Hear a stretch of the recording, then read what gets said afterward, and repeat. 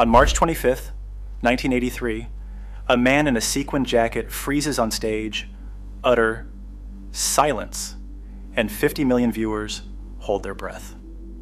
This wasn't a mistake. It was Michael Jackson rewriting the rules of live performance.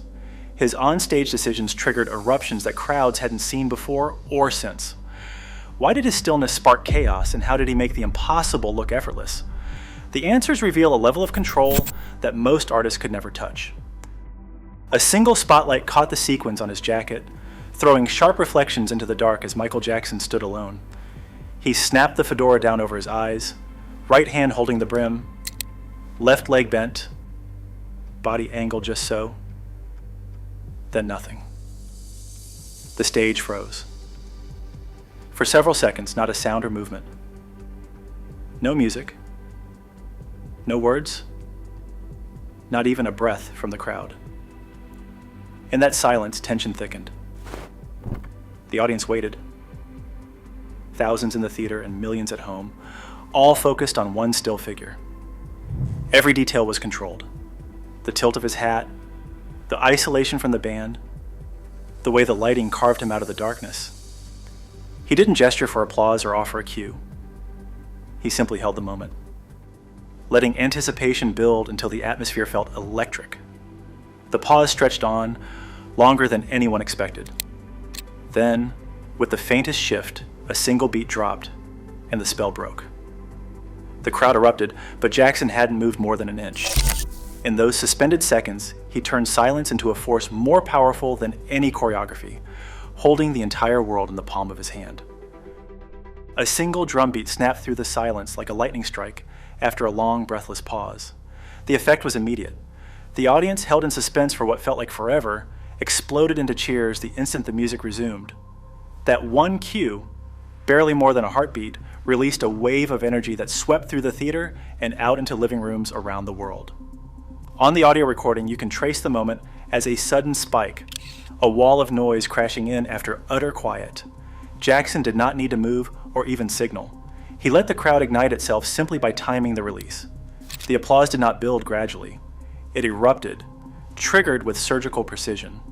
For those watching, the transition from total stillness to chaos felt almost supernatural, but it was no accident. Every pause, every beat was mapped out to maximize anticipation. In those seconds, silence became a tool, and the crowd's reaction became part of the show, a living instrument set off by a single sound. This was control on a scale rarely seen, engineered down to the millisecond. On the Dangerous in History tours, a different kind of spectacle unfolded. At the height of a song, Michael Jackson would suddenly stagger, then collapse to the floor, sometimes dropping to his knees, sometimes all the way down, as if overcome by the moment. The crowd's reaction was instant and overwhelming. Screaming, weeping, a tidal wave of emotion. But these breakdowns were not left to chance. Choreographer Lavelle Smith Jr. worked with Jackson to rehearse every detail, down to the exact spot on stage and the split second when the fall would happen. Behind the scenes, Smith marked the floor with tape, mapping out where Jackson would land, how he would angle his body, and even which direction his head would turn. Crew members counted out the beats, running the sequence over and over, sometimes more than 100 times before opening night. Smith later described how Jackson pushed for more realism with every run, asking for feedback on the timing and impact, adjusting until the physical act matched the emotional intent. Each collapse was engineered as the emotional punctuation of the show, a moment designed to trigger mass empathy and release. The rehearsals were not just about safety or technical precision, they were about perfecting the illusion of vulnerability. The result was a performance that felt raw and spontaneous, but was in fact the product of relentless discipline and calculation. On stage, the collapse became a signal, the music, the lights, even the crew backstage all synced to that one act, primed to amplify the audience's response. In that instant, emotion was not just expressed, it was manufactured, tested, and delivered with the force of a practice cue. Singing live while executing complex choreography is a feat that pushes the limits of both voice and body. For Michael Jackson, it required a methodical approach, blending athletic training with technical innovation. Vocal coach Seth Riggs worked with Jackson for years, drilling him on breath control and stamina.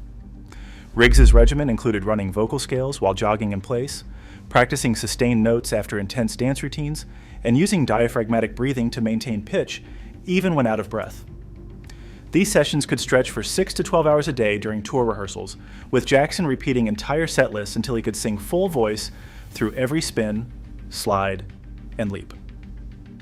The demands of the show called for more than conditioning. On stadium tours like Dangerous and History, Jackson relied on a custom microphone system engineered to pick up every nuance of his voice while filtering out heavy breathing and stage noise. Audio engineers monitored his vocal waveform in real time, adjusting levels to keep his live singing clear, even during the most intense routines. In some performances, split-screen analysis reveals the synchronization between his breath, visible in the subtle rise of his chest, and the audio peaks on the waveform.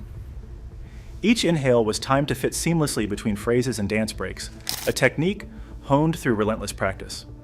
The synergy between body and technology reached its zenith with the patented anti-gravity shoes filed as U.S. patent 5,255,452 in 1992.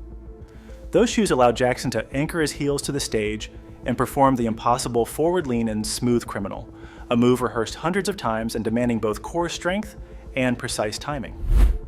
The shoes' heel slots locked onto a hidden peg, shifting the physical burden from the ankles to the entire body and turning a biomechanical challenge into a repeatable illusion. But even with mechanical help, only Jackson's discipline and training made the illusion possible.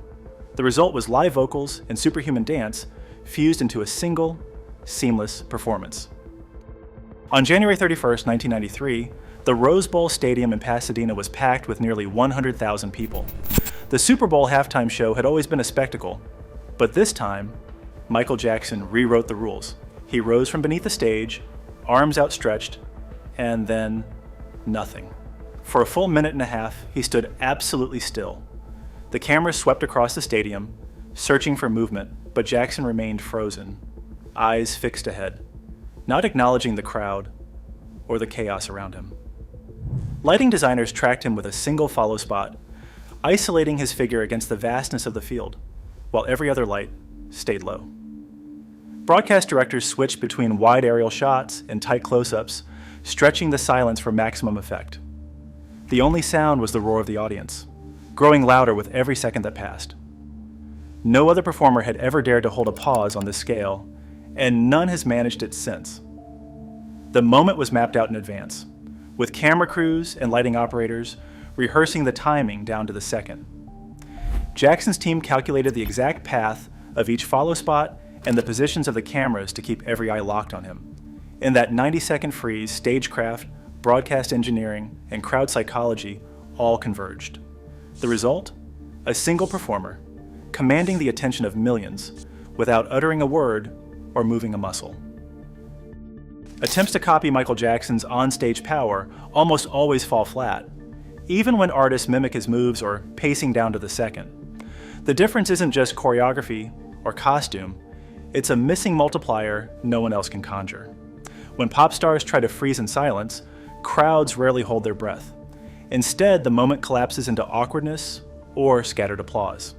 The effect depends on more than just the performer's will. Jackson's pauses landed because the world was primed to wait for him, a product of years dominating charts, headlines, and living rooms. The anticipation wasn't built in a single night, but through a saturation of media, myth, and memory that turned every gesture into an event. Crowd psychologists point to this feedback loop. The more people expected something monumental, the more likely they were to respond together, amplifying the tension with every heartbeat. Archival reviews of later concerts show that even with identical lighting and stage cues, the spell breaks without that cultural gravity. No cue sheet or rehearsal can substitute for the sense that something historic is unfolding in real time. That is why so many modern attempts, whether at award shows, halftime spectaculars, or tribute concerts, fail to ignite the same eruption. The blueprint is public, but the chemistry remains out of reach.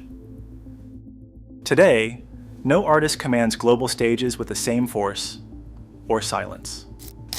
Michael Jackson's patented illusions and psychological mastery remain unmatched, setting a bar technology and charisma alone can't reach. As live shows chase spectacle, his legacy proves true, Presence isn't replicated, only witnessed. Drop your thoughts below.